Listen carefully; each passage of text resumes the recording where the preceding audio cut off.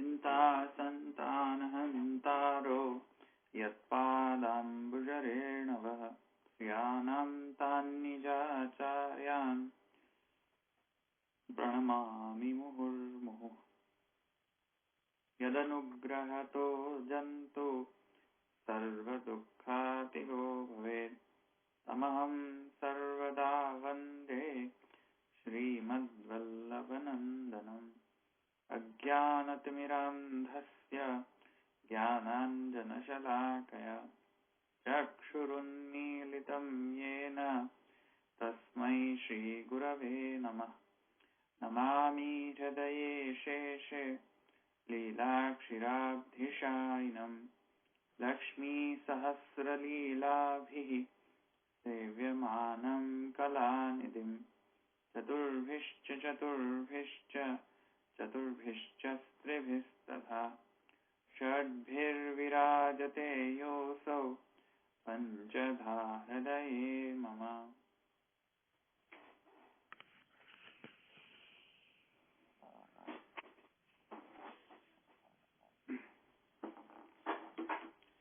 नवा अधिकरण में आव्या राइट।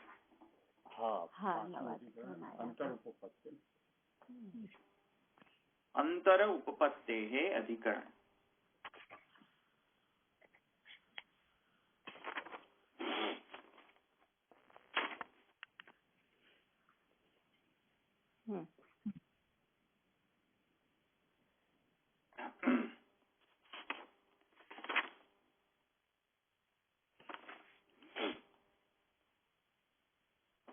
तो આપણે ક્રમ મુજબ આપણે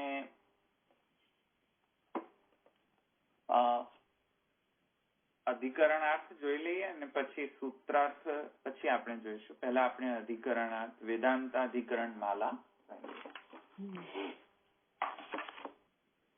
તો પેજ નંબર બધાને ખ્યાલ છે ને? વેદાંતાધિકરણ માલામાં પેજ નંબર છે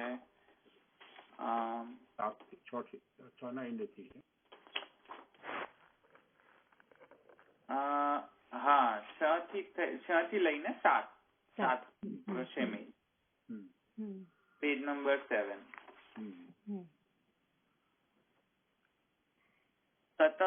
तत पंचमे पंचसूत्रे अंतर उपपत्तेरित्यधिकरणे छांदोग्ये उपकोसल विद्यास्थं य एष अक्षिणी पुरुषो दृश्यत इति वाक्यं विषयत्वेन उपन्यस्य अक्षि पुरुषस्य ब्रह्मत्वं निर्धारितम्। तत्र प्रथम सूत्र आर्षदर्शनस्य उपपद्यमानत्वात् न तत्र प्रतिबिंबस्य ब्रह्मत्वेनोपासना विधीयते किंतु ब्रह्मैव इत्युक्तम्। અહીં સુધી આપણે જોઈએ, પછી દ્વિતીય સૂત્ર પછી તો આ 3 લાઈન જોઈએ ને આપણે આજે। તો ગયા સૂત્રમાં આપણે શું જોયું હતું? ગયા અધિકરણમાં લાસ્ટ અધિકરણ જે આપણે જોયું ગઈ વખતે એમાં આપણે શું જોયું? તો તત પંચમે એટલે ગયા અધિકરણમાં આપણે શું જોયું હતું? ઋતમ પિબંતૌ સુકૃતસ્ય લોકે એ વાળું જે શ્રુતિમાં જે ત્યાં સંશયોત્થાન હતો કે જીવ બ્રહ્મનો જીવ છે કે જીવ બ્રહ્મ છે, કયો પ્રકારનો અહીંયા કોનું વર્ણન છે? અહીંયા રતમ પિબંતૌ વગેરે જે છે ત્યાં અલૌકિક ભોગની સિદ્ધિ થઈ। ત્યાં અંતર્યામી રૂપેણ બ્રહ્મ જે છે એ અલૌકિક ભોગના ભોગતા છે। અત્તા ચરાચર ગ્રહણાથી બ્રહ્મરૂપતાનો ભોગ દર્શાવ્યો। અહીંયા પ્રત્યેક ઇન્ડિવિજ્યુઅલ જે જીવ છે તેના અંતરસ્થિત જે અંતર્યામી જે છે તેના દ્વારા અલૌકિક ભોગ ભોગવવાનો અહીંયા જે શાસ્ત્રનો જે નિયમ છે તે સિદ્ધ કર્યો। તો ત્યાર પછી હવે આવી રહ્યો છે અંતર ઉપપત્તિ ઇત્યધિકરણ। અંતર ઉપપત્તિ ઇત્યધિકરણ જે છે, હવે મેં તમને એવરી ટાઈમ જયારે હું અધિકરણ શરૂ કરીએ આપણે ત્યારે આપણે એક રીઇન્ફોર્સમેન્ટ કહી દઉં છું. પુનરાવૃત્તિ દોષ હોય તો પુનરાવૃત્તિ દોષ લઈ લો, પણ પુનરાવૃત્તિ હું કરીશ જ કેમ કે ત્યાં દરેક શ્રુતિ સ્પેસિફિક શ્રુતિ પરક આ અધિકરણ નહીં લો, એને એક જનરલ રૂલ તરીકે લો કે સમન્વય કેવી રીતે કરો. કેમ કે આપણે અધ્યાય કયો લઈ રહ્યા છે? સમન્વયાધ્યાય. સમન્વયાધ્યાય ની અંદર શું છે કે કોઈ પણ શ્રુતિનો સમન્વય કઈ રીતે કરો બ્રહ્મમાં એ કઈ રીતે કર્યો છે, એ કયો રૂલ એપ્લાય કર્યો છે, જનરલાઇઝ કરવું જોઈએ. એટલે દરેક શ્રુતિ નો દૃષ્ટાંત આપ્યો હશે પણ એ દૃષ્ટાંત પરક જ પૂરતો નથી. તે દૃષ્ટાંતથી જે આપણે સમજવાનું છે તે શું છે? એક પ્રકારનો મોડલ. એટલે એને દૃષ્ટાંત પરકતા હશે. અધિકરણમાં તો કોઈક દૃષ્ટાંતમાં જ સંશય આવશે, પણ તેનો મતલબ એમ નથી કે હવે એ દૃષ્ટાંતથી જે સિદ્ધ થયેલો જે સિદ્ધાંત જે છે એ સિદ્ધાંત અન્ય શ્રુતિમાં લાગુ નહીં પડી શકે એવો કોઈ નિયમ નથી. બરાબર. એ પડી પણ શકે છે. તેથી સમન્વયનો જે મેથોડોલોજી છે તે 1 by 1 આપણને સમજમાં આવે.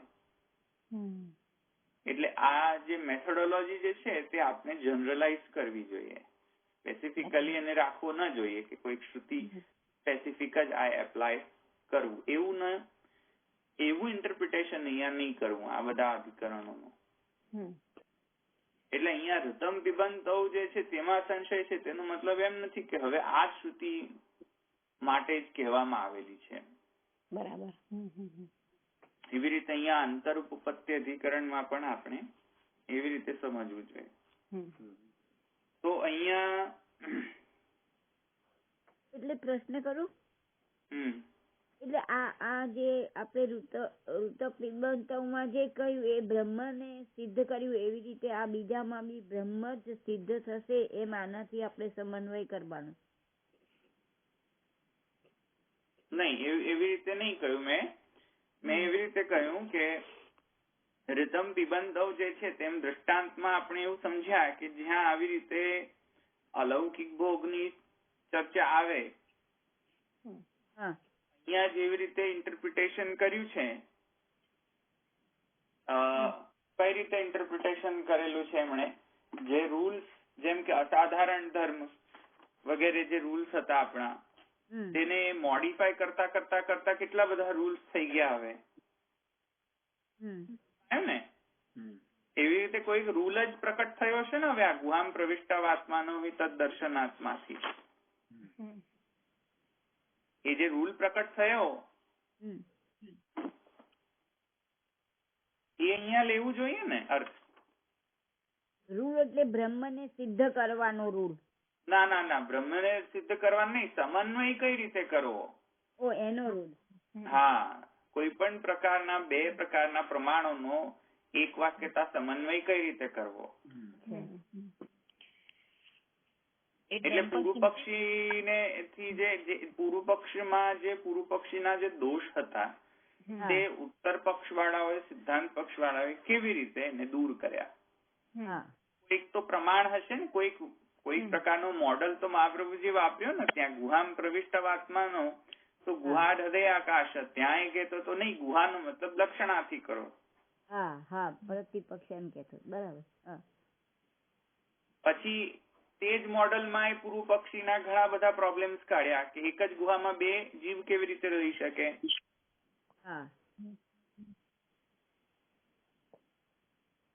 ને સમજમાં એ રીતે જે પ્રકારનું ઇન્ટરપ્રિટેશન કરવું જોઈએ એ ઇન્ટરપ્રિટેશન નો તો પ્રકાર આપણને સમજમાં આવ્યો ને. એ ઇન્ટરપ્રિટેશન નો જે પ્રકાર જે છે એ અન્ય શ્રુતિમાં પણ આપણે પછી બોઘાની જેમ બસ આ જ શ્રુતિ પરક લઈએ તો એ ન ચાલે. પછી આપણને એવો પ્રશ્ન થવો જોઈએ કે હવે આગળની જે શ્રુતિ આવશે એમાં સપોઝ આવું ઇન્ટરપ્રિટેશન ન કરી શકાય જે મહાપ્રભુજીએ પહેલાના અધિકરણમાં કોઈક શ્રુતિમાં એમને બતાવ્યું તો એવું જ ઇન્ટરપ્રિટેશન અહીંયા શું ન કરી શકાય? એવી રીતે કહી રહ્યો હતો. અને એ કરીએ તો પુનરાવર્તિત દોષ નથી આવતો, એ પણ તમે કહ્યું ને કે પુનરાવર્તિત બીજે પણ એપ્લાય કરે જે છે એ તો કંઈક અલગ જ ફિનોમ. પુનરાવૃત્તિ દોષ એટલે કે સિદ્ધાંતને જ વળી એકનો એક જ સિદ્ધાંત વળી પાછો એનો એ જ કહેવો. હા, એ પુનરાવર્તિત દોષ નથી. અહીંયા તો મોડલ ને રિયુઝ કરવાનો છે ને, કે કોઈ પણ પ્રકારનો સિદ્ધાંત છે એ તમે એપ્લાય કરી રહ્યા છો ઇન્ટરપ્રિટેશનમાં, એમાં તો કોઈ પુનરાવૃત્તિ પાડવાનો. બરાબર. હા, એટલે અહીંયા પંચમ પંચસૂત્રે અંતર ઉપપત્તિ ઇત્યાદિકરણે છાંદોગ્ય અહીંયા આવે. ગઈ વખતનો જે વિષય હતો આપણો એ શું હતો? કઠોપનિષદનો વિષય હતો ને, નચિકેતાયમ સંવાદ. અહીંયા આપણો વિષય શું છે?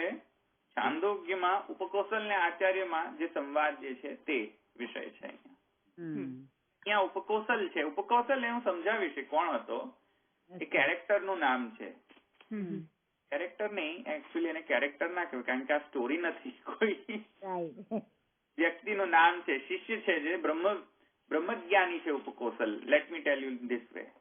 બરાબર. તો એ બ્રાહ્મણ છે, એ બ્રહ્મજ્ઞાન લઈ રહ્યો હતો આચાર્ય દ્વારા. તો એ શિષ્ય છે આચાર્યનો. છાંદોગ્ય ઉપનિષદમાં તેની વાર્તા આવે છે, ત્યાં તેનો વૃત્તાંત આવે છે ત્યાં છાંદોગ્ય ઉપનિષદમાં.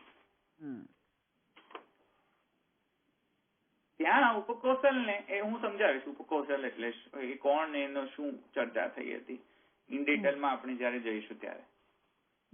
ઉપકૌશલ અત્યારે તો સમજી ગયા ને. ઉપકૌશલ કોણ છે? કોઈ શિષ્ય છે, એ બ્રહ્મજ્ઞાની છે, બ્રહ્મજ્ઞાનનો શિષ્ય છે. એટલે આચાર્ય જે છે તેને બ્રહ્મજ્ઞાન આપી રહ્યા છે, એ શિષ્ય છે આચાર્યનો. તો એ ઉપકૌશલ વિદ્યા એને કહેવાય છે, કેમ કે એ ઉપકૌશલ ને એ એવી વિદ્યા આપવામાં આવી હતી આચાર્ય દ્વારા, તેથી ઉપકૌશલ વિદ્યા એવું નામ પડી ગયું. સમજમાં આવ્યું? એટલે એને અહીંયા ઉપકૌશલ વિદ્યા કહેવાય છે. એ છાંદોગ્ય ઉપનિષદ નું જ્યાંથી વૃત્તાંત આવે છે એને ઉપકૌશલ વિદ્યા કહેવાય. સમજમાં આવ્યું ને? એમાં ઘણી બધી વિદ્યાનું વર્ણન છે. અગ્નિ વિદ્યા છે, લોક વિદ્યા પણ કહેવાય છે, વૈદ્યુત પંચાગ્નિ વિદ્યા પણ કહેવાય છે. સમજમાં આવ્યું? પંચાગ્નિ વિદ્યા કે અગ્નિ વિદ્યા એ અપર વિદ્યા વગેરે ઘણા બધા નામથી અહીંયા ઘણી બધી વિદ્યાઓનું વર્ણન છે આ છાંદોગ્ય ઉપનિષદમાં. છાંદોગ્ય ઉપનિષદ જો તમે વાંચો તો ત્યાં વૈદ્યુત વિદ્યા, અર્ચી માર્ગ, ધૂમ માર્ગ. અર્ચી માર્ગ જે છે તે કઈ રીતે પ્રકટ થાય છે, કેવી રીતે માર્ગમાં અગ્રેસર થાય છે કોઈ જીવ. કોઈ જીવ જે છે એ મરણોપરાંત જે એની જર્ની જે છે એ અર્ચી માર્ગ દ્વારા જશે કે ધૂમ માર્ગ દ્વારા જશે, અને એ ધૂમ માર્ગમાં પણ શું શું કયા કયા લોકમાં તેને જર્ની કરવી પડતી હોય છે, અને અર્ચી માર્ગમાં. તો એવા ઘણા બધા પ્રકારનું ત્યાં ડિટેલ્સ છે એકચ્યુઅલી છાંદોગ્ય. તો ત્યાં ધૂમ માર્ગની ચર્ચામાં ત્યાં વૈદ્યુત પંચાગ્નિ વિદ્યા આવે છે. ધૂમ માર્ગ પંચાગ્નિ વિદ્યા એને કહેવાય છે. એવી રીતે we will not go in detail એ પંચાગ્નિ વિદ્યા શું છે, પણ અહીંયા એમાંની એક વિદ્યા જે છે તે છે ઉપકૌશલ વિદ્યા. એને જસ્ટ નામ કેમ કે ઉપકૌશલ જે છે શિષ્ય છે, એને આ પ્રમાણેનો બ્રહ્મ વિદ્યા આપવામાં આવી હતી એમના આચાર્ય દ્વારા. તેથી આને ઉપકૌશલ વિદ્યા કહેવાય છે. એ વિદ્યાને શરૂઆત જે થઈ એ વિદ્યા આપવાની આચાર્યએ, એ આચાર્ય જે શરૂઆત કરી એ શરૂઆતનો જે શ્રુતિ જે છે એ અહીંયા સંશયનો વિષય છે. કહી રહ્યા છે યેશ અક્ષિણી પુરુષો. એક સેકન્ડ આપણે આખો શ્રુતિ જોઈએ તો સમજમાં આવે. યેશ અક્ષિણી પુરુષો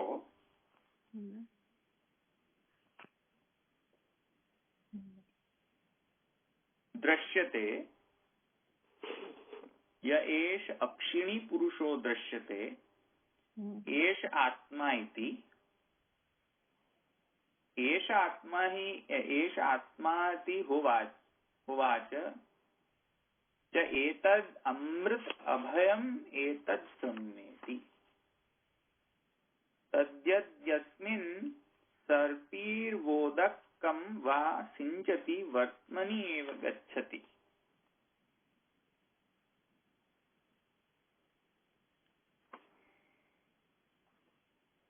આ શ્રુતિથી શરૂઆત થઈ ઉપકોસલ વિદ્યા આપવાની.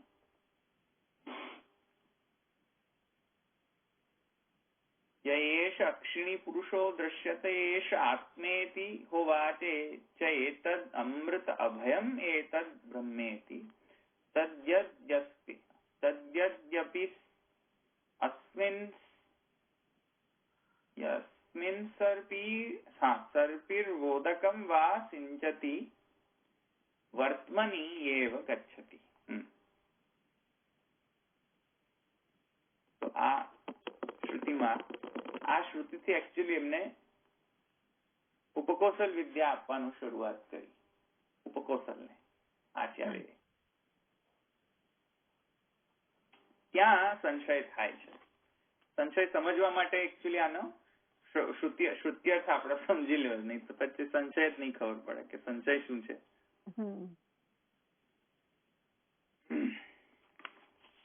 તો શ્રુત્યર્થ લઈ આપણે જોઈ લઈએ. પહેલા શ્રુતિનો અર્થ શું છે એના બેકગ્રાઉન્ડમાં હું તમને પહેલા સમજાવવી પડશે કે શ્રુતિ આવી કઈ રીતે પહેલા, કારણ કે એનું આગળ પાછળ આગળનું બેકગ્રાઉન્ડ સમજવું પડશે. નહીં તો અચાનક હું તમને કહીશ તો તમને કઈક અજીબ જ લાગશે કે આ શ્રુતિ છે શું.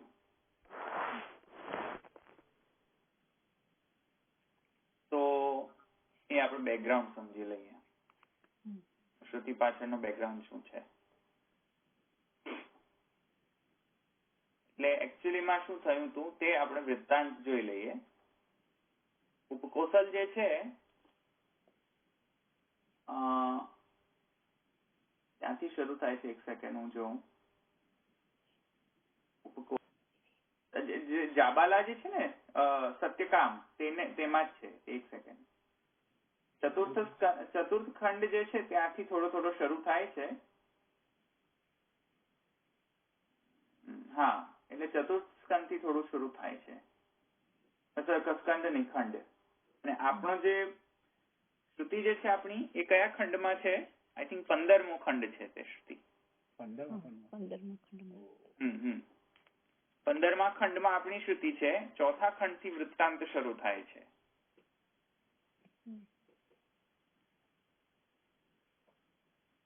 ચોથા ખંડ થી એનું વધારે નિરૂપણ કરવામાં આવેલું છે વૃત્તાંતમાં. તો વૃત્તાંત આપણે જોઈ લઈએ પછી આપણને સમજમાં આવશે કે અહીંયા શું સંશય, વિષય શું છે, સંશય શું છે. પછી આપણે પૂર્વ પક્ષ, પછી આપણે સિદ્ધાંત પક્ષ, પછી એનું જસ્ટિફિકેશન આપણે એમ કરીને લઈશું. તો એકચ્યુઅલીમાં શરૂ થાય છે એનો વૃત્તાંત કે જાબાલા જે છે, જબાલા, એ જબાલા જે છે તે સ્ત્રીને એક પુત્ર છે, સત્યકામ એનું નામ છે. આપણે જાબાલ ઉપનિષદ જે છે ને તે એ જાબાલ જે છે સત્યકામ. એટલે જનરલી પુત્રનું નામ પિતાથી થાય છે, પણ અહીંયા પુત્રનું નામ માતાથી થાય છે. નોટ કરવા જેવું છે. પણ જબાલા જે છે તે સ્ત્રીનો પુત્ર સત્યકામ છે. એ સ્ત્રીને સત્યકામનો જે પુત્ર જે છે, સત્યકામનો જે પિતા જે છે એ સ્ત્રીને જબાલાને એ પિતાનો ગોત્ર ખબર નથી. For some XYZ reason, let's not go into that detail. કેમ નથી ખબર, પણ એ ગોત્ર ખબર નથી કે એના પિતાનો ગોત્ર શું છે. અને તેથી સત્યકામે જયારે બ્રહ્મવિદ્યા જાણવાની ઈચ્છા કરી ત્યારે જબાલાએ સત્યકામને કહ્યું કે પિતાનો તો ગોત્ર મને પણ ખબર નથી, કેમ કે જનરલી એવી ડિસિપ્લિન હતી પહેલા જમાનામાં કે કોઈ પણ પ્રકારનો બ્રહ્મજ્ઞાન આપવા પહેલા અધિકારી નિશ્ચિત કરવામાં આવતો, જેને તેને બ્રહ્મજ્ઞાન આપવામાં આવતું નહોતું. તો અધિકારની બ્રહ્મજ્ઞાનના અધિકારની તો વિશ્લેષણ શંકરાચાર્યજી એટલી બધી કડક રાખી છે, ક્રાઇટેરિયા એટલો બધો સ્પેસિફિક ક્રાઇટેરિયા રાખ્યા છે કે ચાલુ ખાતાનો માણસ બ્રહ્મજ્ઞાન લઈ જ ન શકે. શંકરાચાર્યજીનો જો આપણે ઇન્ટરપ્રિટેશન જોઈએ ને વેદ ભણવાનો, તો ઘણી બધી કોન્સ્ટ્રેન્ટ, ઘણા બધા ક્રાઇટેરિયા છે. પણ મુખ્યત્વે જે ક્રાઇટેરિયા હતો તે પિતાનો ગોત્ર શું છે એ સમજવું જોઈએ, જાણવું જોઈએ. એ જાણીને પછી નિશ્ચિત થાય કે આ બ્રાહ્મણ છે કે નહીં, કે ક્ષત્રિય છે કે નહીં, કે વૈશ્ય છે કે નહીં. સમજમાં આવ્યું ને? ગોત્ર પહેલા જાણવું પડે, પિતાનું ગોત્ર શું છે. નિશ્ચિત થાય તો એને બ્રહ્મજ્ઞાન અપાય, નહીં તો ન આપે. કોઈ ચાલુ ખાતાના લોકોને બ્રહ્મજ્ઞાન આપતા નહીં ઋષિઓ પહેલા. તો સત્યકામે એવું કહ્યું કે અમને તો બ્રહ્મ વિદ્યા મેળવવી છે, અમને વેદ ભણવો છે. વેદ ભણવા માટે બ્રહ્મચારી તો બનીએ, પણ આચાર્યને ત્યાં જયારે ભણીશું તો આચાર્ય અમને પહેલો જ પ્રશ્ન કરશે કે તમારો ગોત્ર શું. ગોત્ર શું તે જબાલાને પૂછ્યું કે ભાઈ એ પ્રશ્ન આવશે તો હું જવાબમાં શું આપીશ, કેમ કે મેં તો મારા પિતાને જોયા નથી. અને જવાલાએ જયારે આન્સર આપ્યો, પ્રશ્નનો જવાબ, ત્યારે એને પણ ખબર નથી કે ગોત્ર શું છે, કેમ કે પિતાનો ગોત્ર એને પણ ખબર નહોતી. તેથી જવાલાએ એને એવું કહ્યું કે જયારે પણ તમને આચાર્ય પૂછે કે શું ગોત્ર છે તો તમે સાચું કહી દેજો કે અમને ખબર નથી. સત્ય બોલજો. જસ્ટ ખાલી બ્રહ્મજ્ઞાન લેવા માટે તમે કોઈ ચાલુ ખાતાનો ગોત્ર નહીં કહી દેતા, એમ કહેજો કે જબાલાનો પુત્ર છે, મારો પુત્ર છે. જબાલાનો પુત્ર એટલે પહેલાના જમાનામાં પિતાથી પુત્ર ગણાતો. સમજમાં આવે ને? આઈડેન્ટિફિકેશન થાય પુત્રનો તો પિતાના નામથી કરાય. એમ ના કહેતું કે હું માને જવાલાનો પુત્ર, કે હું માને કોઈ સ્ત્રીનો પુત્ર, એમ ન કહેતું કોઈ પહેલા. એ વખતે તો it's a very big deal કે તમે સ્ત્રીનું નામ થઈને તમે તમારું આઈડેન્ટિફિકેશન આપો કે હું આનો પુત્ર એમ. પણ જવાલાએ કહ્યું કે તમે અમારું નામ લઈને, મારું નામ લઈને તું કે છે કે જવાલાનો પુત્ર છું, અને પિતાનો ગોત્ર અનનોન છે, ખબર નથી. ત્યારે એ જ વાત સત્યકામે, નામ પણ પછી સત્યકામ, સત્યકામે જયારે આચાર્ય તરફ આવ્યો, આચાર્ય સમક્ષ આવ્યો, આચાર્ય તેને આ પ્રશ્ન પૂછ્યો ને એને ચોખ્ખો એ જ જવાબ આપ્યો કે હું જવાલાનો પુત્ર છું, અમને પિતાનો ગોત્ર ખબર નથી. ત્યારે Acharya on just the basis કે સત્ય બોલ્યો, એમણે કહ્યું કે કેમ કે તું સત્ય બોલ્યો છે તેથી તું બ્રાહ્મણ પુત્ર જ હોઈ શકે. પહેલી તે વખત એટલી હતી, સત્ય બોલવાથી ઓળખી જતા કે આ બ્રાહ્મણ નો પુત્ર છે. અત્યારે તો નો ઓફેન્સ, પણ અત્યારે સમજી જાવ, અત્યારે તો સત્ય બોલે એટલે બ્રાહ્મણ. પહેલા એની ઓળખાણ બ્રાહ્મણ ની આ રીતે થતી, સત્ય બોલ્યો ને તેથી તું બ્રાહ્મણ પુત્ર જ લાગુ છું. તો આચાર્ય એને બ્રહ્મ વિદ્યા આપવાનું નક્કી કર્યું, કેમ કે બ્રાહ્મણ પુત્ર સિવાય તો સત્ય બોલી, આવું બ્લન્ટ સત્ય તો બોલી જ ન શકે. બીજા બધા સત્ય બોલી શકે, પણ આ તો કેટલો બધો ખરાબ સિચ્યુએશન કહેવાય. પિતાનો ગોત્ર ખબર ના હોય, મતલબ એ સ્ત્રીનો સિચ્યુએશન કેટલી ખરાબ હશે. ઉપરથી એને ચોખ્ખું કહી દેવું આચાર્યને કે અમને પિતાનું ગોત્ર નથી ખબર, એ તો બહુ એ વખતના તો એક શેમફુલ એક્ટિવિટી કહેવાય. સમજમાં આવ્યું ને? તો બટ સ્ટીલ એ આચાર્ય એમણે એમ કહ્યું કેમ કે તું સત્ય બોલ્યો તેથી તું બ્રાહ્મણ જ હોઈ શકું, તું કોઈ વર્ણ સંકર જાતિનો નહીં હોવ. તેથી સત્યકામને બ્રહ્મ વિદ્યા આપવાનું તેમણે નક્કી કર્યું. એટલે એમને જનોઈ વગેરે આપ્યું. તે સત્યકામનો કોલીગ, સ્ટુડન્ટ, કેમ કે સત્યકામ પણ સ્ટુડન્ટ હતો, એનો જ ક્લાસમેટ ઉપકોશલ. એ સત્યકામનો ક્લાસમેટ ઉપકોસલ. સમજમાં આવ્યું? હા. એ સત્યકામ જે છે તેને બ્રહ્મ વિદ્યા આચાર્ય આપતા સરસ રીતે, પણ ઉપકોસલને બ્રહ્મ વિદ્યા આપવાની ના પાડી આચાર્ય. તે ના કારણે ઉપકોસલને એમ થયું કે આ તો બહુ પ્રોબ્લેમ થઈ ગઈ, અમને તો બ્રહ્મ વિદ્યા જોઈતી હતી અને આચાર્ય ના પાડી રહ્યા છે. એને બહુ તાપ ક્લેશ થયો કે આ બ્રહ્મ વિદ્યા તો એના માટે તમે આવ્યા છે. એ ક્લેશના કારણે તેને જે દુઃખ થયું તેના કારણે આ બધો પ્રસંગ ચાલ્યો.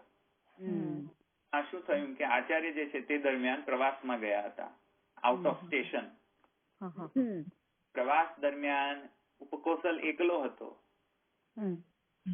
એના તાપના કારણે શું થયું કે ઉપકોસલ જે છે એ અગ્નિઓને સારી કેર ટેક રાખતો હતો. એ જમાનામાં શું છે, મેં તમને કહ્યું હતું પંચાગ્નિ હોય છે, મેન્ટેન કરવામાં આવતી હોય છે. તો પંચાગ્નિમાં 3 શ્રૌત અગ્નિ છે ને 2 સ્માર્તાગ્નિ છે. એ મેં તમને કહ્યું હતું ને. 3 અગ્નિઓ જે છે શ્રૌતાગ્નિઓ, એ શું છે કે ગૃહસ્થો કે વાનપ્રસ્થો વગેરે જે છે એમાંથી તત્ત મને હવે એટલું ખ્યાલ નથી કે કોણ કરી શકે છે કે કોણ ન કરી શકે, અધિકાર મને એટલો બધો ખ્યાલ નથી, પણ ગાર્હપત્ય વગેરે જે છે ગૃહસ્થાશ્રમમાં જે હોય, જે બ્રાહ્મણો જેમણે દીક્ષા લીધી હોય એ લોકો કરતા હોય છે. ગાર્હપત્ય અગ્નિ છે, આહવનીય છે, અન્વાહનીય પચન અગ્નિ જે છે વગેરે, આ 3 પ્રકારની શ્રૌતાગ્નિનો મેન્ટેન કરતા. સમજમાં આવ્યું? કે કારણ કે યજ્ઞ કરવામાં અગ્નિ જે છે તે ત્યાંથી લાવતા. સમજમાં આવ્યું ને? તો એમાં આ 3 પ્રકારની અગ્નિની એ સેવા ઘણી કરતો. મેન્ટેનન્સ બધું જે હોય એ બધું સારી રીતે કરતો એ સેવા, આ 3 અગ્નિઓની. કઈ અગ્નિ? ગાર્હપત્ય, આહવનીય ને અન્વાહાર્ય પચન. એ 3 અગ્નિની એ મેન્ટેનન્સ સેવા સારી કરતો. તેથી એ 3 અગ્નિઓએ વિચાર્યું કે ભાઈ આ અમારી સેવા ઘણી સારી રીતે કરે છે, તેથી અમે એને બ્રહ્મ વિદ્યા આપીએ. એટલે 3 અગ્નિએ મળીને ઉપકોસલને બ્રહ્મ વિદ્યા આપી, કેમ કે આચાર્ય તો આઉટ ઓફ સ્ટેશન હતા. 3 અગ્નિઓએ મળીને 1 by 1 એને બ્રહ્મ વિદ્યા આપવાનો સિદ્ધાંત, જે બ્રહ્મ વિદ્યાનો સિદ્ધાંત છે તે આપવાનો શરૂ કર્યો. એ વખતે બ્રહ્મ વિદ્યા લેવાની એટલી બધી લાલાયિકતા હતી શિષ્યોમાં. અત્યારે તો ચોટલી પકડીને સમજાવવું પડે કે લો બ્રહ્મ વિદ્યા. એ વખતે આવા બધા સ્ટુડન્ટ્સ હતા, સત્યકામ ને ઉપકોસલ જેવા સ્ટુડન્ટ્સ. તો તે વખતે એ 3 અગ્નિઓને આ બ્રહ્મ વિદ્યા આપી. છતાં પણ બ્રહ્મ વિદ્યા આપવાના એન્ડિંગમાં જે અગ્નિઓએ એમ કહ્યું, અમે જે આ બ્રહ્મ વિદ્યા આપી છે પર્સપેક્ટિવ થી આપેલી છે, તમને જે આચાર્ય આવીને આપશે તે પર્સપેક્ટિવ પણ એક જુદો જ પર્સપેક્ટિવ બ્રહ્મ વિદ્યાનો છે, તે પણ તમે લેજો. પછી પાછા જયારે પ્રવાસમાંથી આવ્યા આચાર્ય, ત્યારે ઉપકોસલના મુખમાં બ્રહ્મ તેજ દેખાતું હતું આચાર્યને. બ્રહ્મ વિદ્યાના લઈ લીધા બ્રહ્મ વિદ્યાના કારણે, બ્રહ્મ તેજના કારણે આચાર્ય તેને પૂછ્યું કે ભાઈ બ્રહ્મ તેજ દેખાઈ રહ્યું છે તારા મુખમાં, કેમ, શું થયું? તો ઉપકોસલે કહ્યું કે અમને 3 અગ્નિઓએ અમને બ્રહ્મ વિદ્યા આપી. ઉપકોસલ એટલો બધો દીનતા વાળો, તેને એવું કહ્યું કે આ પાપો ત્યારે જ અમને પૂર્ણ થાય બ્રહ્મ જ્ઞાન, વરના તો પૂર્ણ ન થાય. તે આચાર્યને દીનતા જોઈને બીજા પ્રકારની પણ બ્રહ્મ વિદ્યા આપી. અને એ બ્રહ્મ વિદ્યા શરૂઆતનો જે શ્લોક, એટલે જે શરૂઆતની જે શ્રુતિ છે તે આ આચાર્ય આ કહ્યું, એશ અક્ષિણી પુરુષો દ્રશ્યતે એશ આત્મા ઇતિ, આ વગેરે આ જે શ્રુતિ છે એ આચાર્યને આ બ્રહ્મ વિદ્યા આપી. હવે વૃત્તાંત સમજમાં આવ્યું કે ના? તેથી અંદર જે બધા મેન્શન આવશે, બધા એમાં પંચાગ્નિ આવશે કે અગ્નિ વિદ્યા આવશે, એમાં એ બધું જે છે એનું તમને રેફરન્સ મળે, તમને ખ્યાલ આવે કે કોના સાથે આને રિલેટ કરવું, એટલા માટે મેં તમને વૃત્તાંત કર્યો. બરાબર. પછી તમને એમ જ અંદર જયારે કોઈ વખત એનો રેફરન્સ આવશે કે અગ્નિ વિદ્યા વગેરે. તો ભાઈ અગ્નિ વિદ્યા એટલે શું વળી પાછી સમજમાં આવ્યું? એ પાછું એવો પ્રશ્ન ન થાય તમને, એટલે મેં તમને આ વૃત્તાંત સમજાવ્યો. અગ્નિ વિદ્યા એટલે જે પેલી અગ્નિઓએ જે એને વિદ્યા આપી કૌશલને તે.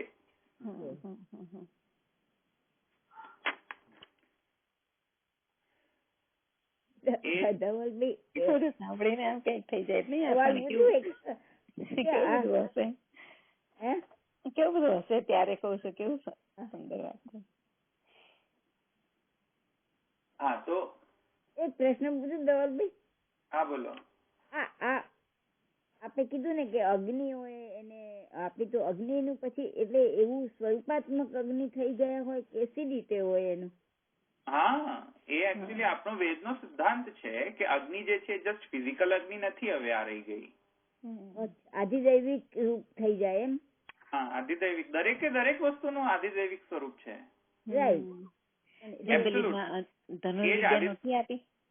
હા સ્વરૂપાત્મક, જેમ ગંગાજી નું આધિદૈવિક સ્વરૂપ છે સ્વરૂપ છે, એવી રીતે આ જે અગ્નિઓ જે છે તેનું આધિદૈવિક સ્વરૂપ છે. અચ્છા, એટલે જ તો પેલું એકલવ્ય નું એવું જ આવે છે ને આધિદૈવિક ને ચોખ્ખું કર્યું એમ, ચોખ્ખું જ કર્યું. એને પણ મૂર્તિ બનાવી હતી ને ના શીખવાડી અર્જુન કરતા ચડી ગયા પછી. આધિદૈવિક સ્વરૂપ જે છે અગ્નિ નો એ જ છે. તો યશ અક્ષિણી પુરુષો જે છે આચાર્યએ શરૂઆત કરેલી બ્રહ્મ વિદ્યા છે.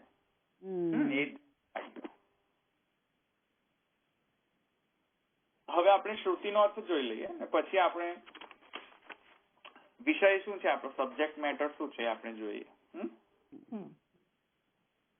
અને આ વેરી ઇમ્પોર્ટન્ટ અધિકરણ છે, બહુ ઇમ્પોર્ટન્ટ છે અધિકરણ. આ અધિકરણ પછી બીજો એક માઇલસ્ટોન આવે છે, પણ આ એક સારો એવો માઇલસ્ટોન છે અંતર ઉપપત્તે. એમાં શ્રુતિ છે યશ અક્ષિણી પુરુષો, જે દ્રશ્યતે ત્યાં સુધી આપણે જોઈએ. યશ અક્ષિણી પુરુષો દ્રશ્યતે, જે ય એટલે જે સમજવાય ને, ય જે એશ આ છે ને એટલે નજીક દર્શાવ્યું છે, દૂર નથી આ. એશ આ અક્ષિણી, અક્ષિણી એટલે કે અક્ષી, અક્ષી માને આંખ, અક્ષિણી એટલે આંખની અંદર રહેલો. આ એશ યશ જે આ અક્ષિણી પુરુષો, અક્ષિણી એટલે કે આંખની અંદર માં રહેલો જે પુરુષ દ્રશ્ય તે દેખાય છે. એટલે સમજમાં આવે ને, જે આ આંખની અંદર આંખમાં જે પુરુષ દેખાય છે તે એશ આત્મા ઇતિ, એ આત્મા છે,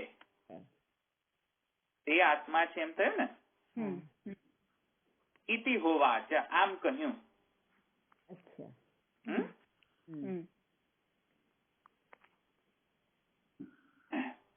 એતદ અને પછી એ જ અમૃત, આ જ અમૃત છે. અમૃત અભયમ એતદ બ્રહ્મેતિ, આ અમૃત અભય છે એ જ બ્રહ્મ છે. સમજમાં આવ્યું? પછી કહી રહ્યા છે તદ્યત અસ્મિન સર્પિર્વોદકમ, ઉદક વગેરે જે છે એનું જે દૃષ્ટાંત આપ્યો છે એમાં કહી રહ્યા છે કે તેથી એમાં ઘી અને ઉદક પાણી, સમજવાય? ઘી અથવા તો ઉદક પાણી સિંચતી, સિંચન થાય.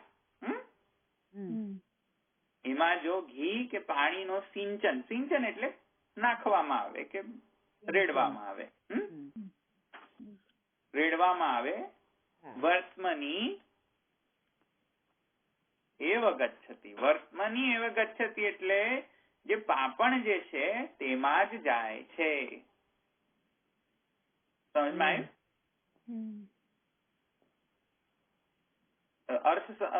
શબ્દનો અર્થ સમજાવો, પછી આખો શ્રુતિનો અર્થ તો પછી એમ સમજાય એવો નથી. શ્રુતિનો અર્થ તો પછી જોઈશું આપણે. શબ્દનો અર્થ સમજ્યા ને? યેષ અક્ષિણી પુરુષો દ્રશ્યતે, જે આ આંખમાં પુરુષ દેખાય છે, દ્રશ્યતે એષ આત્મા, આ જ આત્મા છે. ઇતિ હોવાચ, આમ કહ્યું. પછી શું કહે છે?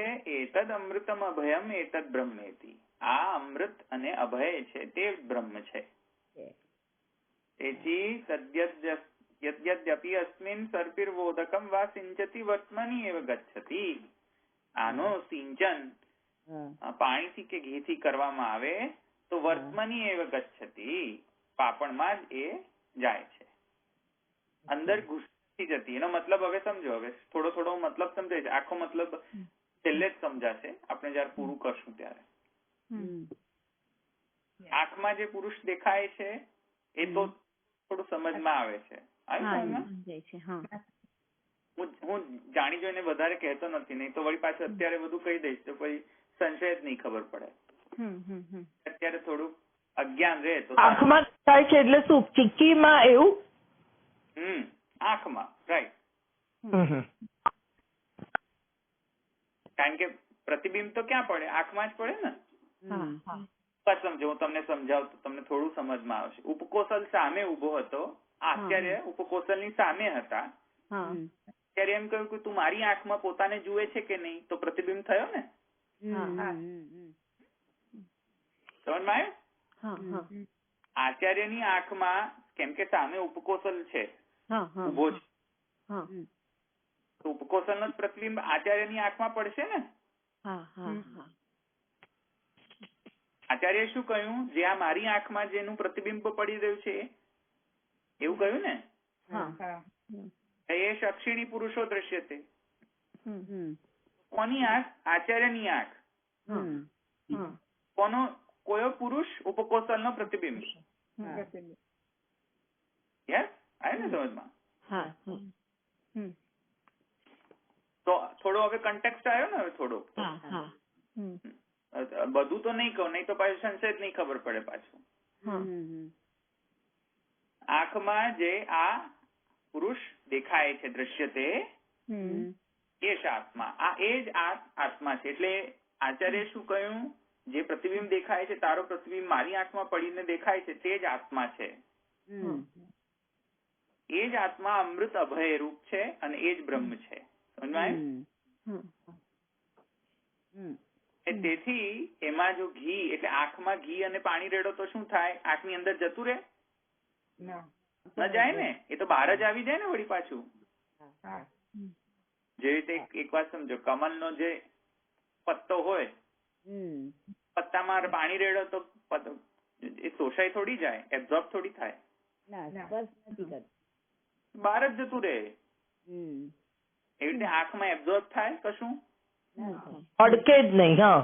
અડકે જ નહીં, પાપડમાં જ જતું રહે ને. તેથી કહી રહ્યા છે કે ઘી કે પાણીથી જો એનું સિંચન કરવામાં આવે આંખમાં તો શું થાય? પાપડમાં જ જાય ને.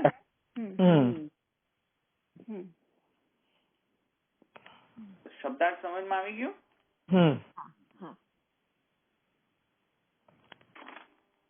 તો થોડો ડિફિકલ્ટ કોર્સ છે, પણ જરા આને સમજજો. શબ્દાર્થ થોડો ઈઝી હવે થઈ ગયો, પણ હવે એનો જે શ્રુતિનો અર્થ જે છે, રિયલ અર્થ, એ તો પછી છેલ્લે જ સ્પષ્ટ થશે.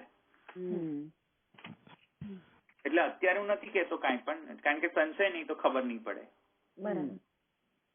પૂરું પક્ષ પણ ખબર નહીં પડે. એટલે અત્યારે એમ સમજો, આંખમાં જે પુરુષ દેખાય છે એ તો સમજી ગયા ને કે આચાર્ય જયારે બ્રહ્મ આપવાની શરૂઆત કરી ત્યારે પહેલો સ્ટેટમેન્ટ આચાર્ય બ્રહ્મને સમજાવવા માટે શું કહ્યું કે તું તારો પ્રતિબિંબ મારા આંખમાં જુએ છે કે નહીં? બસ એ જ બ્રહ્મ છે. હવે તો લફડો થઈ ગયો ને. તમને એમ કે તું મારા આંખમાં હું તમને પારુલબેન ને એમ કહું, પારુલબેન મારા આંખમાં તમે જુઓ છો કે નહીં તમારા જાતને? ચલો એ જ બ્રહ્મ છે. તો પારુલબેન તો ભગવાઈ જ જાય ને, કહું બાપા આ કેવો બ્રહ્મ વિદ્યા ભાઈ.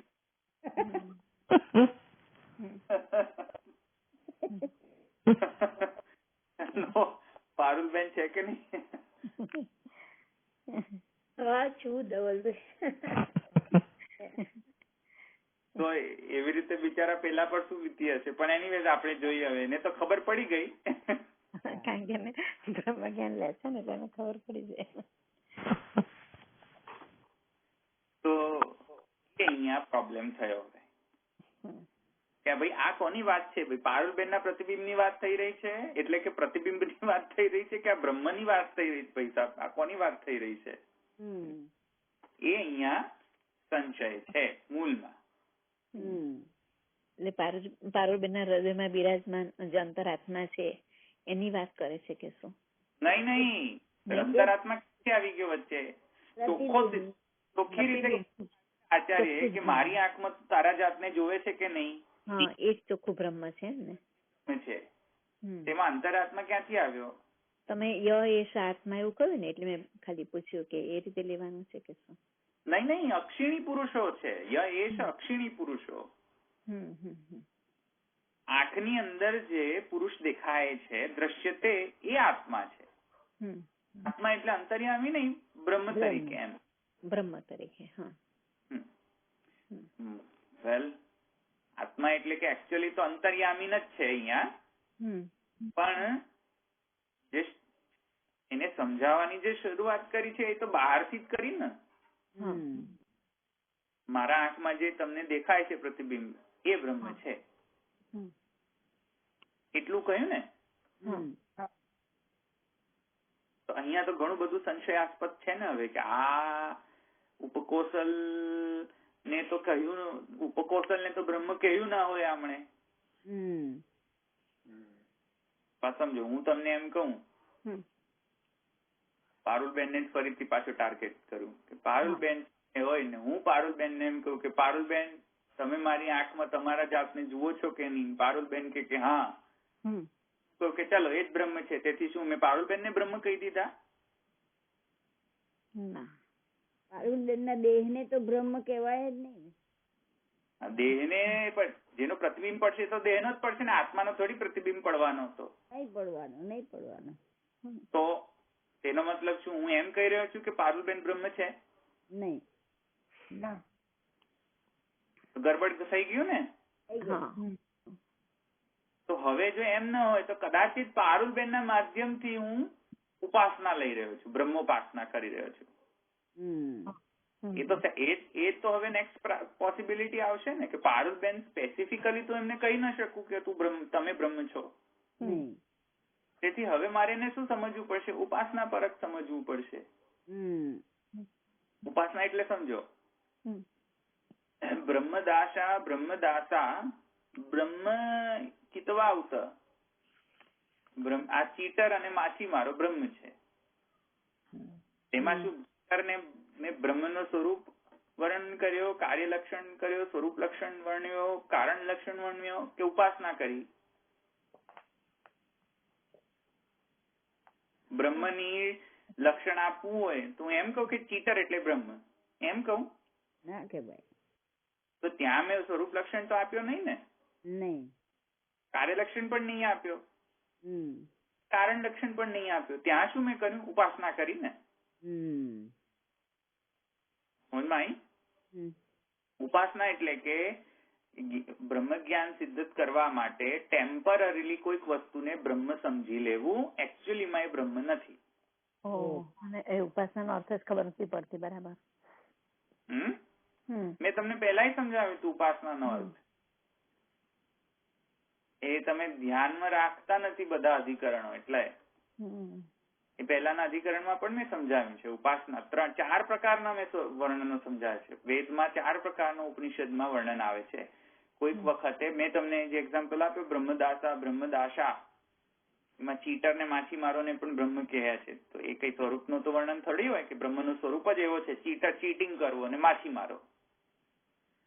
બ્રહ્મનું સ્વરૂપ તો સત્યમ જ્ઞાનમ અનંતમ છે ને.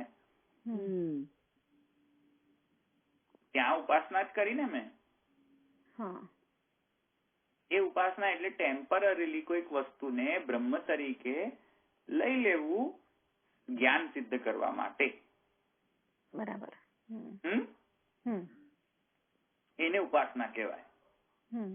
હવે હું પારુલબેન ને તો કહી જ ન શકું ને ડાયરેક્ટલી કે બ્રહ્મ છે. એટલે પૂર્વ પક્ષી એમ કહે છે કે આવું તો બની ન શકે, તેથી લઈ લો એમ કે ઉપાસના પારુલબેન ના માધ્યમથી મેં બ્રહ્મોપાસના કરી. ટેમ્પરરીલી પારુલબેન લઈ લો કે બ્રહ્મ છે, બાકી ઉપાસના તો બ્રહ્મની જ કરીએ છીએ, પારુલબેન ની નથી કરતા. સમજમાં આવી ગયું ને? જેમ ચીટર ને બ્રહ્મ કહ્યું તો મેં થોડી એમ કહ્યું હતું કે ચીટર બ્રહ્મ છે. મેં તો એમ જ કહ્યું કે ચીટર ને બ્રહ્મ તરીકેની ઉપાસના કરો. બરાબર. સમજમાં આવ્યું? હા. પછી સર્વમ ખલુ ઇદમ બ્રહ્મમાં પણ એવું જ આવે ને?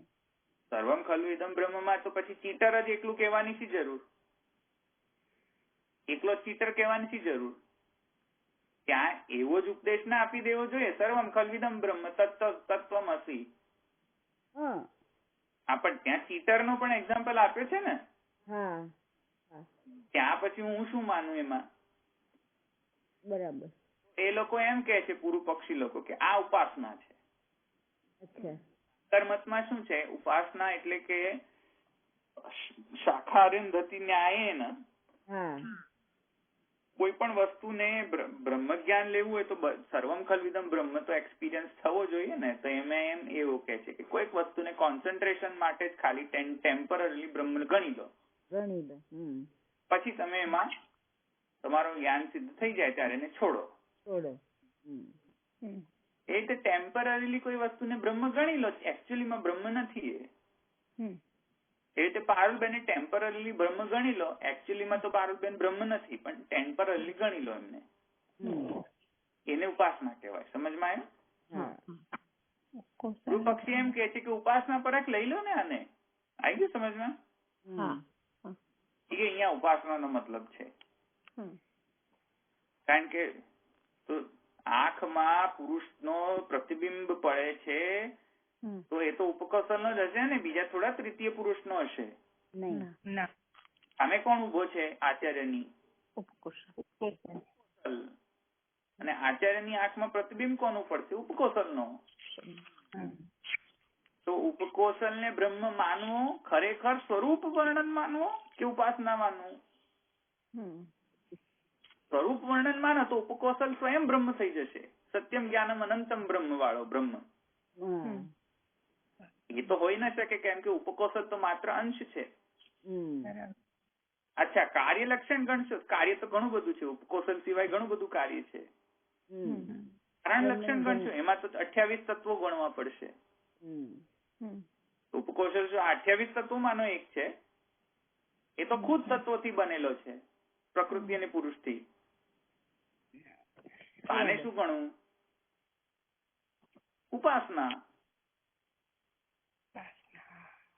એટલે એના દ્વારા બ્રહ્મને સમજો એમ પણ ઉપાસના કહેવાય ને? હા, પણ એકચ્યુઅલી બ્રહ્મ નથી એમ. એકચ્યુઅલી બ્રહ્મ નથી, એના દ્વારા. બરાબર. એ ઉપાસના છે. તો પૂર્વ પક્ષી કહે છે તેથી કહીને ઉપાસના માની લો અને એને જવા દો આગળ. ત્યાં મહાપ્રભુજી કહે છે નહીં, એ ઉપાસના નથી. આ તો સ્વયં બ્રહ્મ જ છે.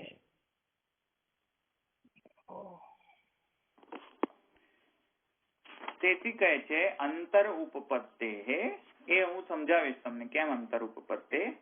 પણ મહાપ્રભુજી કહે છે નહીં, આ ઉપાસના પરક નથી, આ સ્વયં બ્રહ્મ જ છે. આ બ્રહ્મનું વર્ણન છે, ઉપાસના પરક નથી. આ ઉપાસનાનું વર્ણન નથી, અહીંયા બ્રહ્મનો જ વર્ણન છે. હવે અહીંયા ઘણા બધા પૂર્વ પક્ષ એટલે સંશય ઉત્પન્ન કરવામાં, મેં સંશય એકદમ સંક્ષેપમાં કહ્યો તમને. સંશય હજુ એઝ પર ભાષ્ય મેં નથી કહ્યો તમને, પણ મારે જરા પુરુષોત્તમજીનો ભાષ્ય પ્રકાશ લેવો તો જોડે. એમને સરસ રીતે સમજાવ્યો છે પુરુષોત્તમજીએ. તો નેક્સ્ટ કાલે આપણે પુરુષોત્તમજીથી સમજીશું. હમ. સર્પીર વા જે છે ને, તમને કદાચ સર્પીર વા ઉદકમ વા એમ વિચ્છેદ કરો તો સમજમાં આવશે. પેલું જે છે ને સર્પીર વોદક, હા તો સર્પીર વા ઉદકમ વા એમ કરો પછી સમજમાં આવી જશે. સર્પીર એટલે શું? પેલું ઘી. અચ્છા. અને ઉદકમ એટલે પાણી ને? હા, ઉદકમ એટલે પાણી. Right right. એનો વિચ્છેદ કરો ને તો પછી સર્પીર વોદકમ એનો વિચ્છેદ કરો. સર્પીર વા ઉદકમ વા સિંચતી. વર્તમાની તો ખબર છે ને, જે એરિયા હોય ને, જે પેલો નેરો એરિયા, પાપણ એને કે વર્તમાની. એટલે વર્તમાનીને પક્ષમણી પણ કહેવાય. પક્ષમ એટલે પેલી પાપણ. પેલી વર્તમાની અક્ષાવરણાદિભૂતે પક્ષમણી એવ ગચ્છતિ. એટલે ઇનડાયરેક્ટલી પક્ષમાં જ જાય છે, પણ વર્તમાની એટલે બહાર જ એ તો આવશે. સમજાય?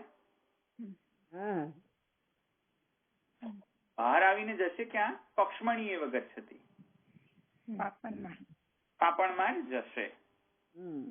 અંદર તો પેલું એબ્ઝોર્બિંગ કેપેસિટી તો હોય નહીં ને આંખમાં. અંદરથી બહાર જ આવવાનું છે. સમજો, બીજી એરિયા જે હોય ને સ્કિનની, એમાં પાણી લગાડો ને તો અંદર ઘૂસી જાય, એબ્ઝોર્બ થઈ જાય. પણ આંખમાં લગાડો ને, તે આંખના એવા સેલ્સ છે જ નહીં કે એબ્ઝોર્બ કરી શકે, બહાર જ ફેંકે. સમજાય ને? એબ્ઝોર્બ ના થાય. આંખનો સેલ જે છે, આગની જે એરિયા છે તેમાં તો એબ્ઝોર્પ્શન કેપેસિટી નથી. બીજી એરિયા જે છે એમાં એબ્ઝોર્પ્શન કેપેસિટી છે. એટલે સિદ્ધ શું થયું અહીંયા? મુખ્યત્વે કે કોઈ પણ પ્રકારનો કર્મભોગનો એને લેપ નથી કરી, નિર્લેપ રહે છે તે. જેમ જલકમલ વચ કહીએ છીએ ને, એ છે પાછો કીચડમાં જ. કીચડ ને એને કોઈ એનાથી નિર્લેપ રહે, કીચડ ને અડવાય ન દે, રે પાછું કીચડમાં જ. તો કીચડ એની પર નાખો તો એ રેવા ન દે, કીચડ તરત જ એકદમ બધું બન્યું છે પણ એમાં લેપાતો નથી, એના જેવું થયું ને. હા, લેપાત. તે આંખનો એક્ઝામ્પલ આપ્યો. તેથી એમાં આંખનું એક્ઝામ્પલ આપ્યું. એ સમજમાં ને, પુરુષોત્તમજી નું મારે લેવું છે. એટલે નેક્સ્ટ ટાઈમ પુરુષોત્તમજી જે એક્સપ્લેન કરે છે ને એ રીતે લઈશું આપણે. અહીંયા ભાષ્યથી હું વર્બેટિમ નહીં લઉં, પુરુષોત્તમજી થી વર્બેટિમ લઈશું. એ થોડું થોડા વધારે સારી રીતે એક્સપ્લેન કરેલું છે પુરુષોત્તમજીએ.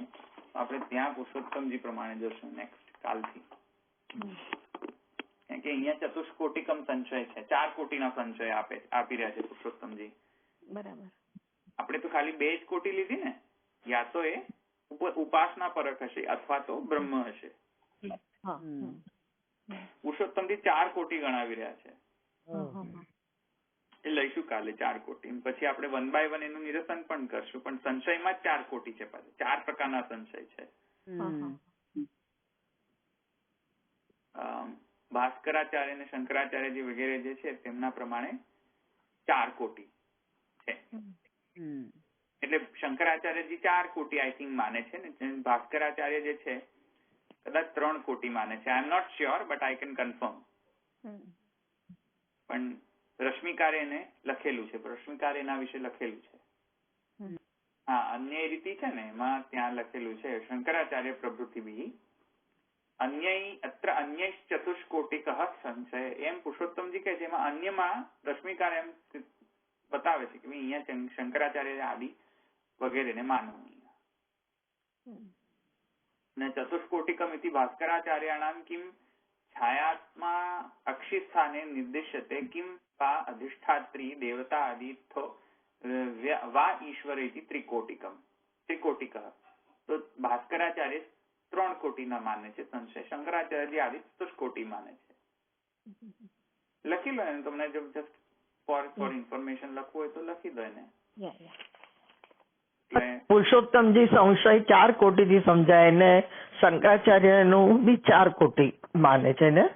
નહીં, પુરુષોત્તમજી અન્ય જે છે એના સંશયો સમજાવી રહ્યા છે. પોતાના સંશય નથી પુરુષોત્તમજી કરી રહ્યા. પુરુષોત્તમજી જે અન્ય આચાર્યોએ સંશય પ્રકટ કર્યા છે તે અહીંયા લખી રહ્યા છે કે શંકરાચાર્યજીએ 4 સંશય કર્યા છે અને ભાસ્કરાચાર્યજીએ 3 કોટીનો સંશય કર્યો છે અહીંયા. એમનો સંશય નથી પુરુષોત્તમજીનો, અન્ય આચાર્યના ભાષ્ય ઓફ શંકરાચાર્ય આદિ.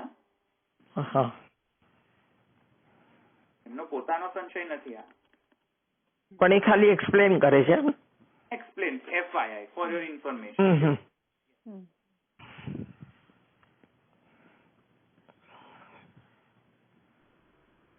ચતુષ્કોટી સંશય છે, લખવું હોય તો લખી દો, પછી આપણે રાખીએ અહીંયા. ચતુષ્કોટી સંશય લખો. પહેલો સંશય કદાચ એ પ્રતિબિંબાત્મા, જે આપણે લઈ લીધો ઉપાસના પરકતા. એટલે ઉપાસના પરક પ્રતિબિંબાત્મા પ્રથમ સંશય લખો. સંશય પ્રતિબિંબાત્મા. બીજો સંશય છે વિજ્ઞાનાત્મા. વિજ્ઞાન. ત્રીજો છે ઇન્દ્રિયાધિષ્ઠાત્રી દેવતા.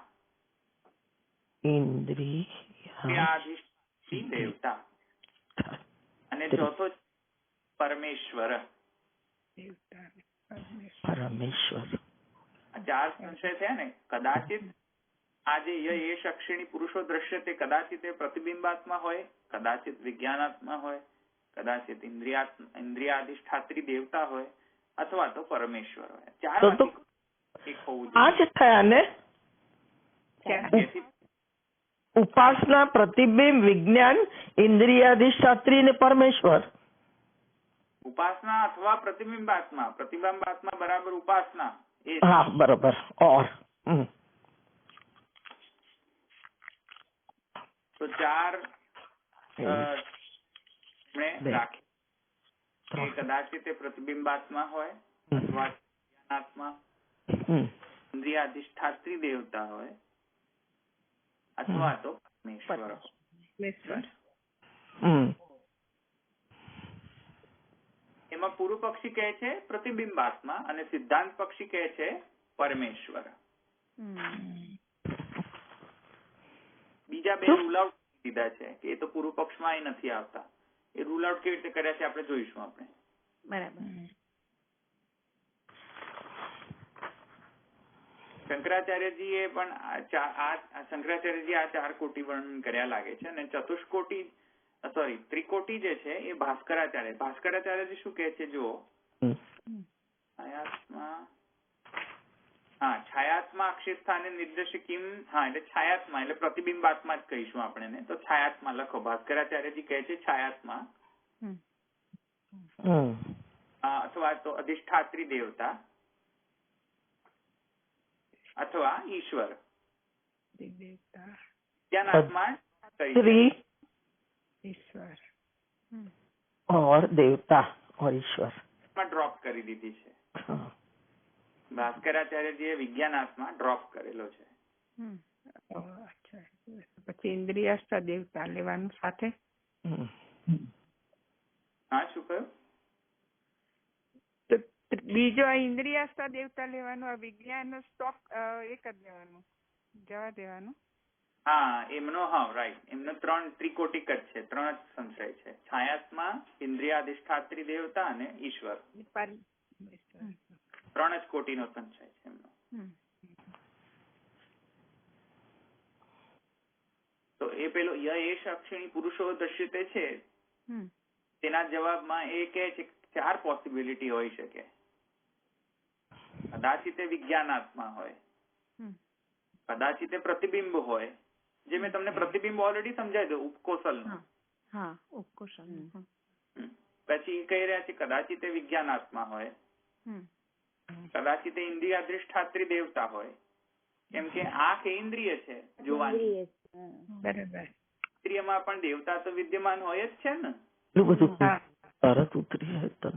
અધિષ્ઠાત્રી દેવતા કદાચ હોઈ શકે, અથવા તો અંતર્યામી હોઈ શકે.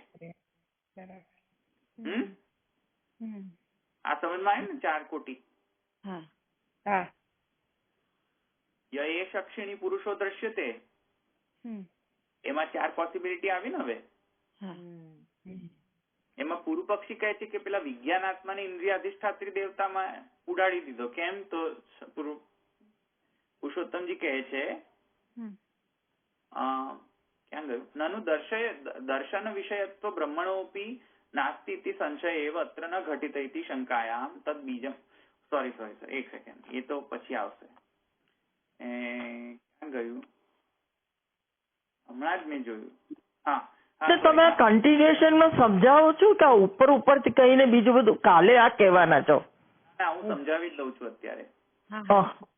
તો સનયુક્તો દ્રશ્યતે ઇતિ પદેન વિજ્ઞાનાત્મા દેવતયોર અદૃશ્યમાનયોર નિરાસાદ ઇતિ બોધયિતુમ સંશયાકારમ આહુ તત્ર ઇત્યાદિ.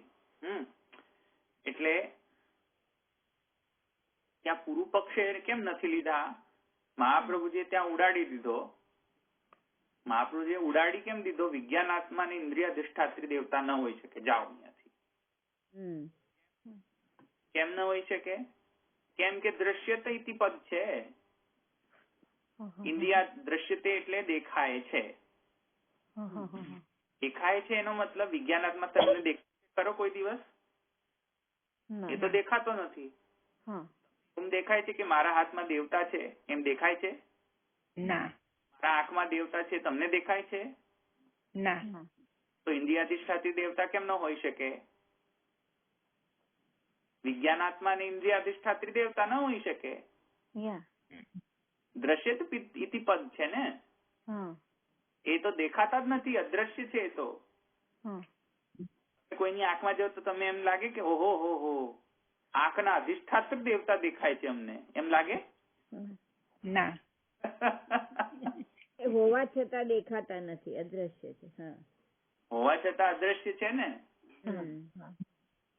એ તો તમને પોતાની જાત જ દેખાય ને. ઓહો, પછી તમને એમ કહો કે ઓહો તમને તો હમણાં કર્મેન્દ્રિયના અધિષ્ઠાત્રી દેવતા દેખાય છે ને. આ બધા ઇન્દ્રિયના અધિષ્ઠાત્રી દેવતા તો દેખાતા નથી ને. તો એ પેલી બે સંશય કોટી ગઈ. સનયુક્તો અયુક્ત છે. દ્રશ્ય દેતી પદેન વિજ્ઞાનાત્મા દેવતાયોર અદ્રશ્યમાન. આ બે તો અદ્રશ્ય છે, ના દેખાય. આત્મા દેખાય? નથી દેખાય.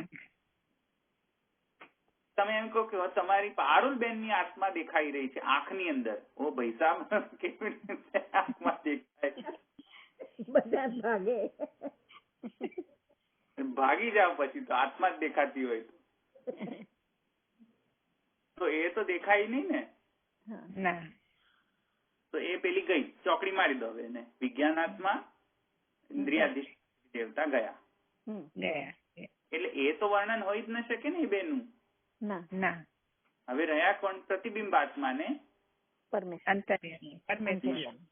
હવે પાછું તમે એમ ચતુર થઈને એમ મને કહો કે ઈશ્વર એ ક્યાં દેખાય છે? જવા દો, એને જવા દો. દેખાય છે ઈશ્વર? દેખાતો જવા દો, એને ચોકડી મારો. નહીં એવું નહીં. એને કેવું મરાય. એટલે એક વાર સમજો, એને જરા ધૈર્યપૂર્વક આપણે સમજવું પડશે કે આને કેમ ચોકડી ન મરાય.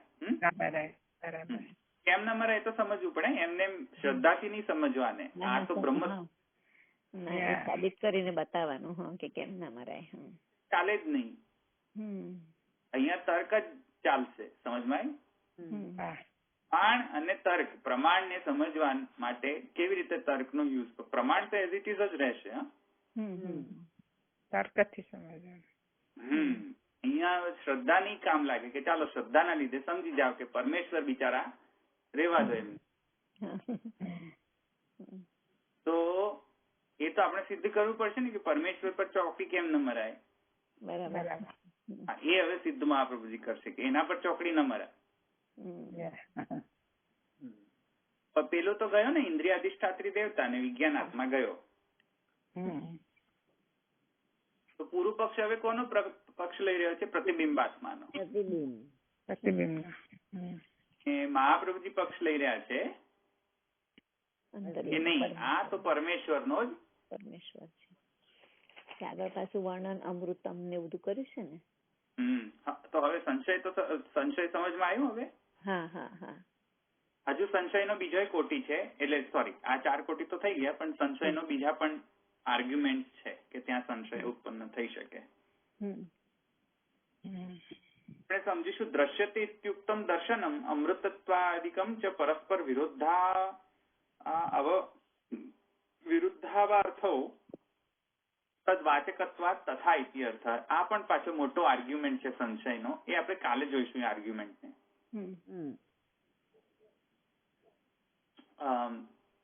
વિરુદ્ધાંશ છે ને એટલા માટે મેઇનલી તો વિરુદ્ધ છે, તેથી મહાપ્રભુજી કહી રહ્યા છે કે તત્ર સંશય પ્રતિબિંબ પુરુષસ્ય બ્રહ્મત્વેન ઉપાસના પરમ ઇદમ વાક્યમ બ્રહ્મ વાક્યમ વા ઇતિ વિરુદ્ધાર્થ વાચકત્વાત સંદેહ. વિરુદ્ધાર્થ વાચકત્વાત નો મતલબ અહીંયા પુરુષોત્તમજી બરાબર સમજાવી રહ્યા છે. રશ્મિકારના હિસાબથી પણ આપણે સમજીશું એને. તો વિરુદ્ધાંશ શું છે અહીંયા, વિરુદ્ધ શું લાગે છે આ વર્ણનમાં, એ એક્સપ્લેન કરશે પછી પુરુષોત્તમજી. પણ લખવું હોય તો લખી દો અત્યારે. વિરુદ્ધાંશ એટલે કે અમૃતત્વાદિકમ અને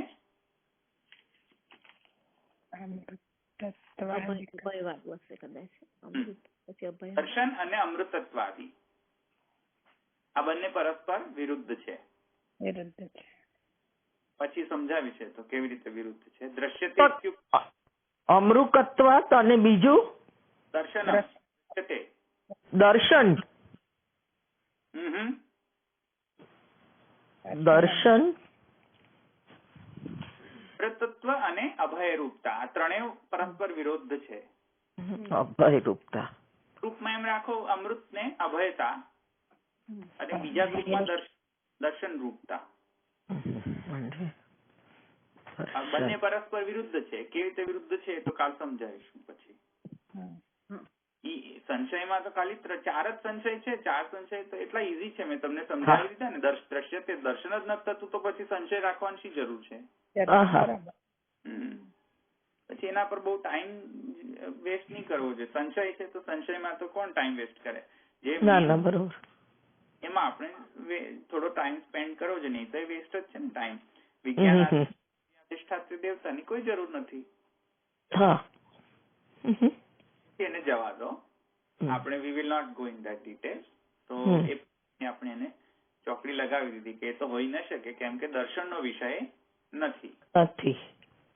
એ બીજું અત્યારે કોઈ આના અત્યાર સુધીમાં જેટલું લીધું આપણે એમાં કોઈને સંશય છે? હા, અઘરું તો લાગે ને, અઘરો જ વિષય છે, થોડું અઘરું ફીલ થવું જોઈએ. તો અહીંયા તો એવું કહી દીધું ને ધવલભાઈ કે એતદ અમૃતમ અભયમ એતદ બ્રહ્મ ઇતિ. પાછું આગળ તો એવું કહી દીધું ને કે એતદ અમૃતમ અભયમ એતદ બ્રહ્મ ઇતિ, એવું કંઈક લખાયું ને તમે? યસ બરાબર. તો અમૃત અને અભય, તો પ્રશ્ન એ થયો કે આ અમૃત અને અભય છે તે બ્રહ્મ છે, તો એમાં દ્રશ્ય તે ક્યાંથી લાવ્યા કે આપણે એના પરસ્પર વિરુદ્ધ થાય છે, કેવી રીતે આવ્યું એ? હા, એ મેં કહ્યું કાલે સમજાવીશ. કેમ કે એકચ્યુઅલીમાં જો બ્રહ્મ હોય તો બ્રહ્મ ક્યાં દેખાય છે? પછી આવ્યો ને પરસ્પર વિરુદ્ધતા. હા, પછી પરસ્પર વિરુદ્ધતા આવી. ક્યાં દેખાય છે બ્રહ્મ? દેખાય છે ક્યાં તમને? જે બતાવો મને ક્યાં બ્રહ્મ છે? દેખાતો નથી, પણ એના લક્ષણ તો અમૃત અને અભય છે જ ને. અસાધારણ ધર્મ કહે ને. એક વાત સમજો, દ્રશ્ય કેમ લખ્યું? દ્રશ્ય તે કેમ લખ્યું? દેખાય છે એટલે દેખાતું. બરાબર. એ વાત સમજમાં આવે તમને? હા, દ્રશ્ય તે લખ્યું છે એટલે નહીં તો આમે ના હોય એટલે સંશય થાય, નહીં તો આ અસાધારણ ધર્મ જેવું દેખાય બ્રહ્મનું. તમને એક વાત સમજો, આજે તમે બ્રહ્મ જ્ઞાન લઈ રહ્યા છો ને, એ એકચ્યુઅલી વર્બલ જ જ્ઞાન છે, પ્રેક્ટિકલ જ્ઞાન છે જ નહીં. વર્બલ જ્ઞાન છે, તેથી તમને શું લાગે છે કે અમે સમજી ગયા કે બ્રહ્મ એટલે શું, પણ સમજ્યા જ નથી. દ્રશ્ય તે જ નથી થતો, બ્રહ્મ દ્રશ્યમાન થાય નથી થતું, અનુભૂતિ પણ નથી થતી કે દ્રશ્યમાન કશું નથી જણાતું. હા, તો હવે તમે એમ કહો કે દ્રશ્ય તે, તો ત્યાં વર્બલ જ્ઞાન હોય તો દ્રશ્ય તે તો આવું જ ન જોઈએ ને. એ શબ્દથી સંશય થાય. બરાબર. તો વિરુદ્ધ થઈ ગયો ને અર્થ. હા વિરુદ્ધ થઈ વિષય જ નથી. એક વાત સમજો કે બ્રહ્મ જે છે એ તો આંખનો વિષય જ નથી. અક્ષણવતા આંખથી દેખાતું જ નથી. નહીં, અક્ષણવતા તો આંખેથી દેખાવનાર કહ્યું. ગોપીજનો એટલે એમ કે ગોપીજનોને થયું, આપણને તો નથી થતું ને. હા, ઇન્દ્રિયાતીત છે. એનો દર્શન કેવી રીતે કરો તમે આંખમાં? એટલે ઉપકોશલ એનું દર્શન કરે કેવી રીતે? એ આચાર્ય એમ કહ્યું કે કર દર્શન. પણ કેવી રીતે કરે? કેવી રીતે કરે? તો એ તો વિરુદ્ધ થઈ ગયો ને અર્થ. વિરુદ્ધ થઈ ગયું. હવે શંકા સમજી, કારણ કે એમ સમજાતું નતું કે પરસ્પર વિરુદ્ધ કેવી રીતે લખાયું. હવે સમજાયું. ઓકે, અહીંયા 9:20 છે એટલે આપણે રાખીએ. હવે બીજા કોઈ પ્રશ્ન કાલે આપણે કરશું.